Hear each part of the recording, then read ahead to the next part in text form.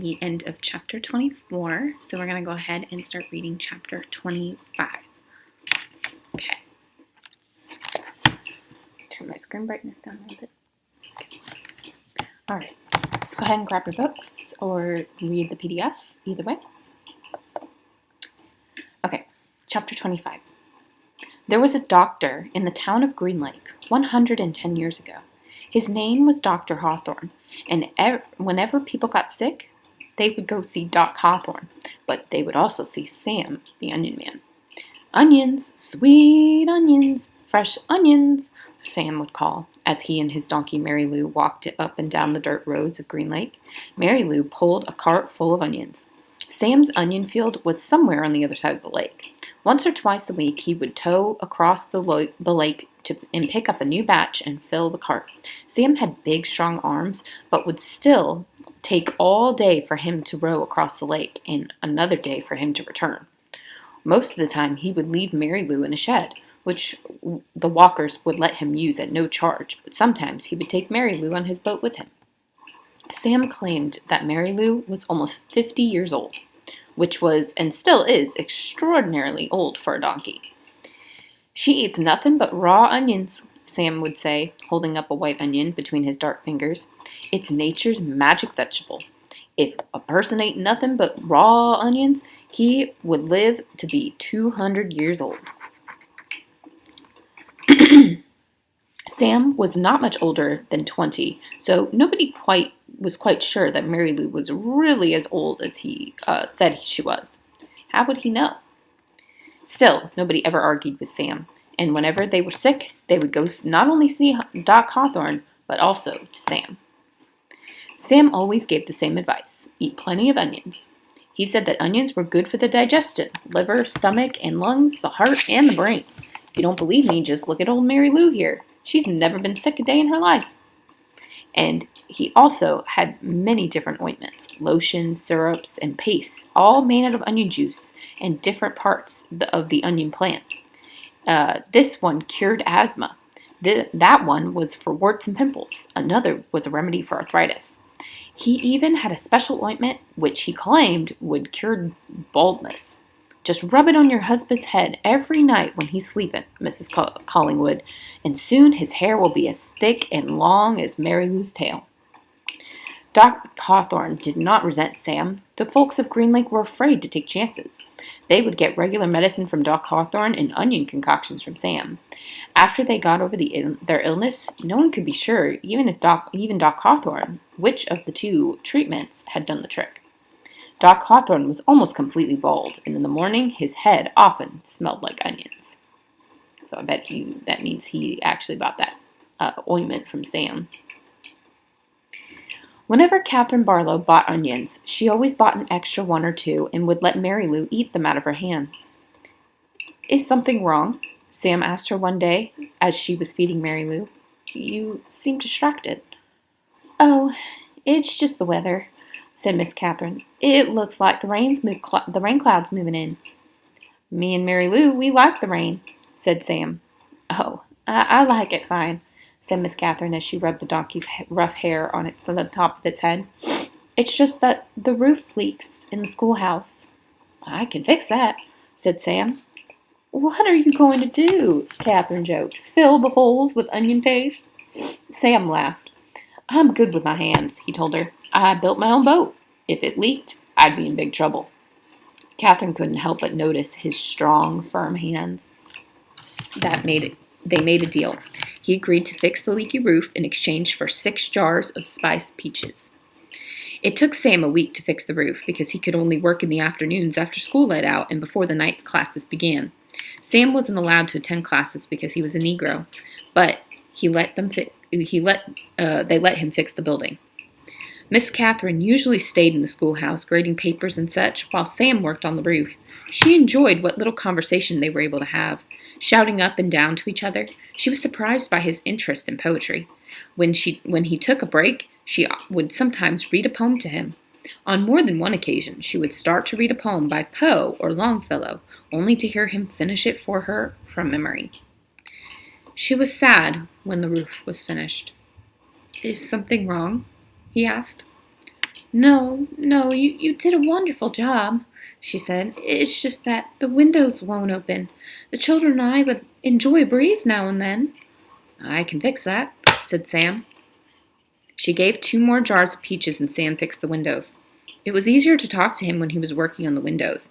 He told her about his secret onion field on the other side of the lake, where the onions grow all year round and the water runs uphill.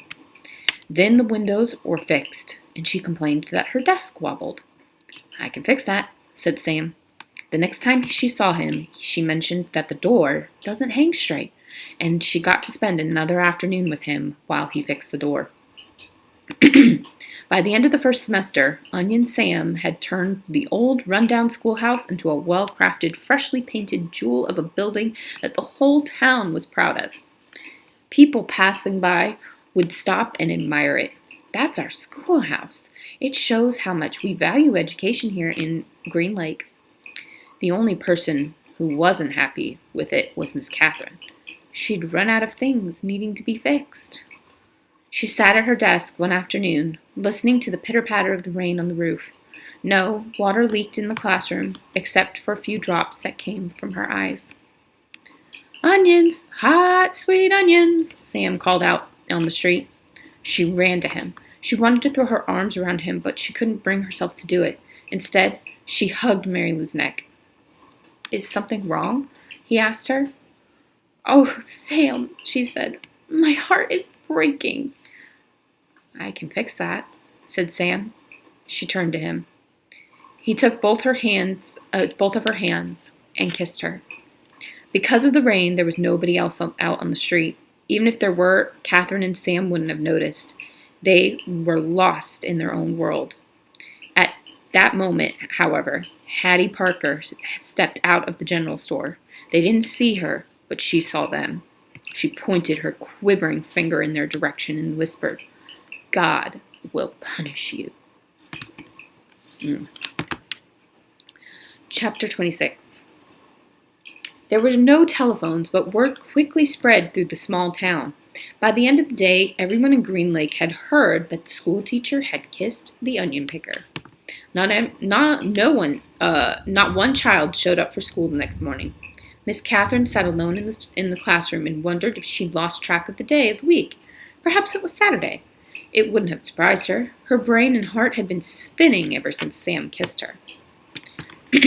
She heard a noise outside the door. Then suddenly a mob of men and women came storming through the school building.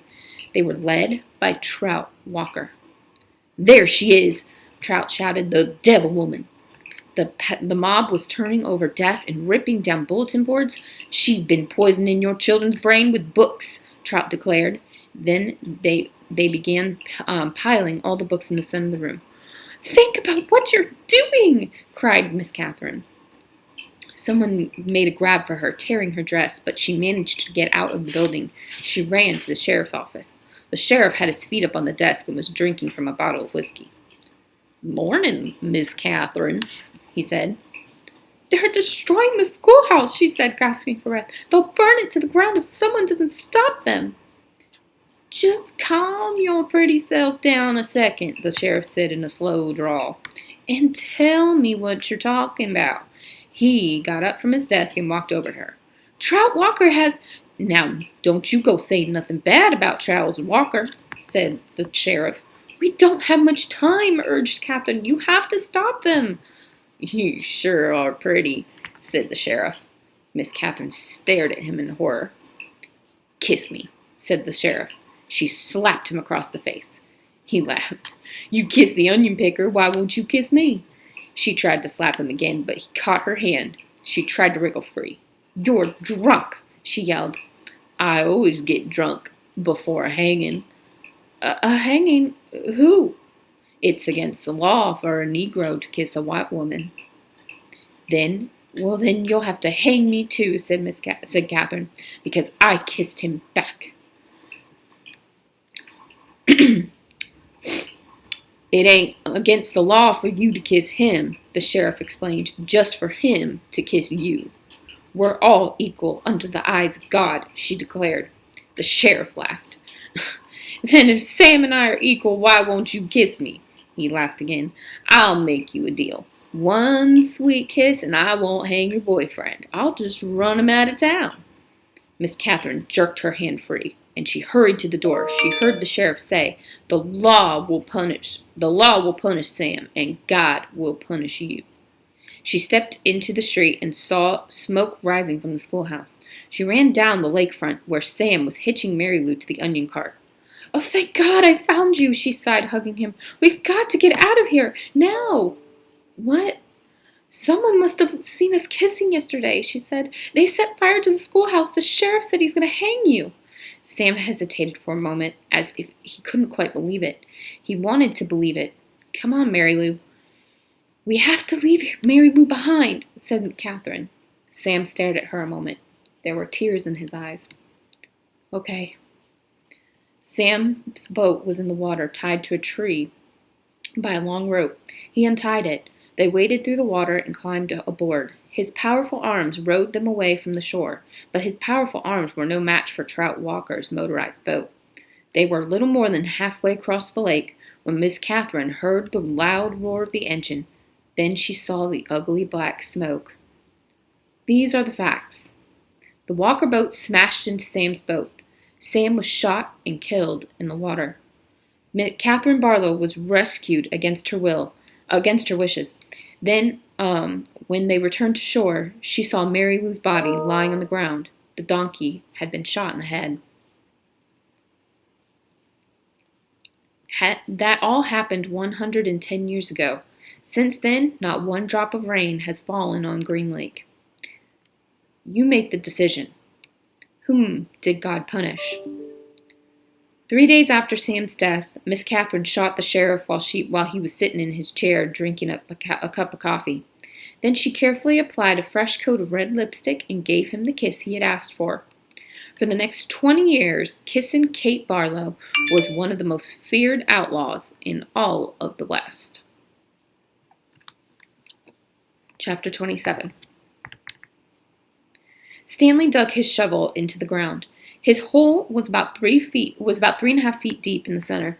He grunted as he pried up some dirt, then flung it to the side. The sun was almost directly overhead. He glanced at his canteen lying beside his hole. He knew it was half full, but he didn't take a drink just yet. He had to drink sparingly, though, because he didn't know who would be driving the water truck the next time it came. 3 days had passed since the warden had scratched Mr. Sir. Every time Mr. Sir delivered water, he poured Stanley's straight onto the ground. Fortunately, Mr. Pendenski delivered the water more often than Mr. Sir. Mr. Pendenski was obviously aware of what Mr. Sir was doing because he always gave Stanley a little extra. He'd fill Stanley's canteen, then let Stanley take a long drink, then he'd top it off for him. It helped, too, that Zero was digging some of Stanley's hole for him, although Stanley had expected the other boys didn't like to see Stanley sitting around while they were working. They'd say things like, "Who died and made you king?" or "It must be nice to have your own personal slave." When he tried pointing out that he was the one who took the blame for the sunflower seeds, the other boys said it was his fault because he was the one who spilled them. "I risked my life for those seeds," Magnus said, "and all I got was one lousy handful." Stanley had also tried to explain that he needed to save his energy so he could teach Zero how to read, but the other boys just mocked him. "Same old story, ain't it, Armpit?" X-Ray said. "The white boy sits around while the black boy does all the work. Ain't that right, caveman?" "No, that's not right," Stanley replied. "No, it ain't," X-Ray agreed. "It ain't right at all." Stanley dug out shovelful of dirt. He knew X-Ray would have been he wouldn't have been talking like that if he'd been the one teaching Zero to read. Then X-Ray would be talking about how important it was that he got his rest, right? So he could be a better teacher, right? And that was true. He did need to save his strength so he could be a better teacher, although Zero was a quick learner. Sometimes, in fact, Stanley hoped the warden was watching them, and with her secret cameras and microphones, so she'd know that Zero wasn't as stupid as everyone thought. And across the lake, he could see the approaching dust cloud. He took a drink from his canteen, then waited to see who was driving the truck. The swelling on Mr. Sir's face had gone down, but it was still a little puffy. There had been 3 scratch marks down his cheek. 2 of the marks had faded, but the middle scratch must have been the deepest because it still remained.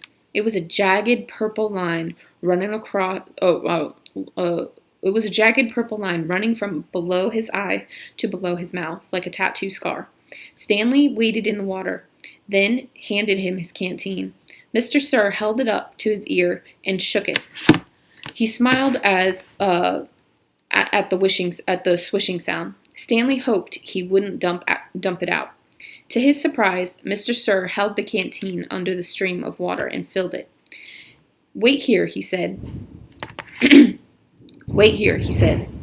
Still holding Stanley's canteen, Mr. Sir walked past him, then around the side of the truck into the cab where he couldn't be seen. "What's he doing in there?" asked Zero. "I wish I knew," Stanley said. A short while later, Mr. Sir came out of the truck and handed Stanley his canteen. It was still full. "Thank you, Mr. Sir." Mr. Sir smiled at him. "What are you waiting for?" he asked. "Drink up." He popped some sunflower seeds into his mouth, chewed and spit out the shells. Stanley was afraid to drink it. He hated to think of what land of vile substance Mr. Sir might have put in it. He brought his canteen back to his hole. For a long time he left it beside his hole as he continued to dig. Then he was so thirsty he could hardly stand it anymore. He unscrewed the cap and turned over the canteen, poured it all out onto the dirt. He was afraid that he'd wait another second, he might have taken a drink. After Stanley taught Zero the final 6 letters of the alphabet, he taught him to write his name. Capital Z-E-R-O. Zero wrote the letters as Stanley said them. "Zero," he said, looking at his piece of paper. His smile was too big for his face. Stanley watched him write it over and over again. 0, 0, 0, 0, 0, 0. In a way, it made him sad. He couldn't help but think that 100 times 0 was still nothing. "Zero, that's not my real name," Zero said as he headed to the rec room for dinner. "Well, yeah," Stanley said. "I guess I knew that." He'd never really been sure. "Everyone's always called me Zero, even before I came here." "Oh, okay. My real name is Hector." "Hector," Stanley repeated. "Hector Zeroni."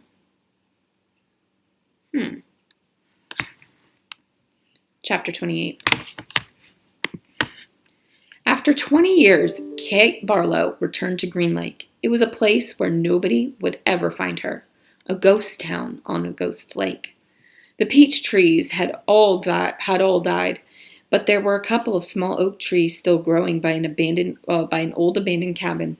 The cabin used to be on the eastern shore of the lake. Now the edge of the lake was over 5 miles away, and it was little more than a small pond full of dirty water. She lived in the cabin. Sometimes she could hear Sam's voice echoing across the emptiness. "Onions, sweet fresh onions." She knew she was crazy. She knew she'd been crazy for the last 20 years. "Oh, Sam," she would say, speaking into the vast emptiness. "I know it's hot, but I feel so very cold. My hands are cold, my feet are cold, my face is cold, my heart is cold." And sometimes she would hear him say, "I can fix that," and she'd feel his warm arms across her shoulders. She'd been living in the cabin about 3 months when she was awakened one morning by someone kicking open the cabin door. She opened her eyes to see the blurry end of a rifle 2 inches from her nose. She could smell Trout Walker's dirty feet. "You've got exactly 10 seconds to tell me where you hidden your loot," said Trout, "or else I'll blow your head off." She yawned.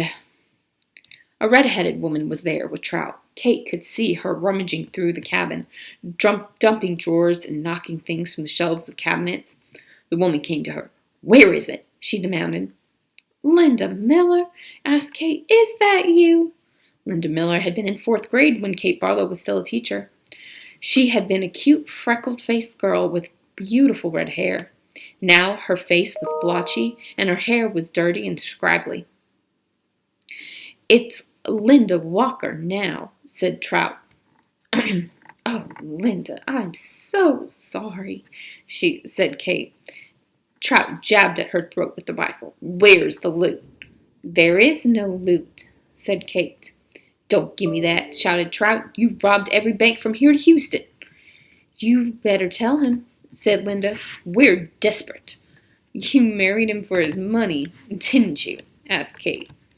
Linda nodded. But it's all gone. It dried up with the lake. The peach trees, the livestock. I kept thinking, it has to rain soon. The drought can't last forever. But it just kept getting hotter and hotter and hotter.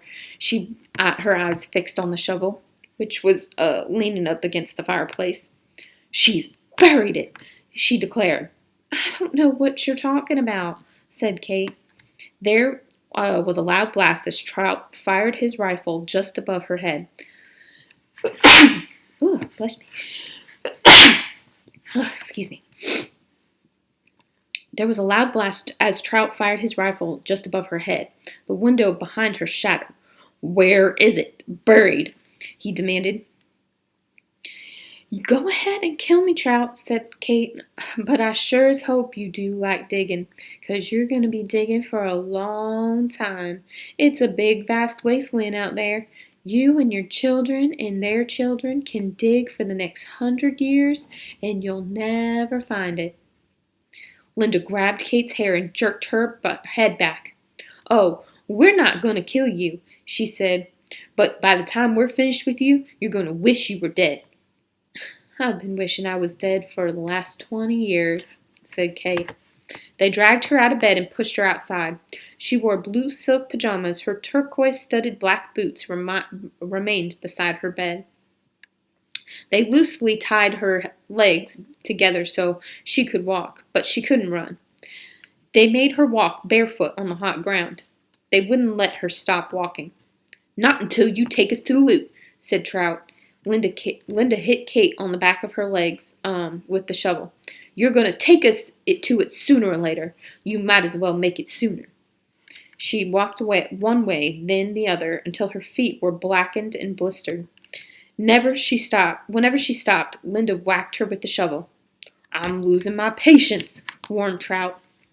She felt the shovel jab her in the back, and she fell onto the hard dirt. Get up, ordered Linda.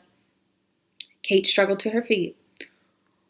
We're being easy on you today, said Trout. It's just going to keep getting worse and worse for you until you take us to it. Look out, shouted Linda.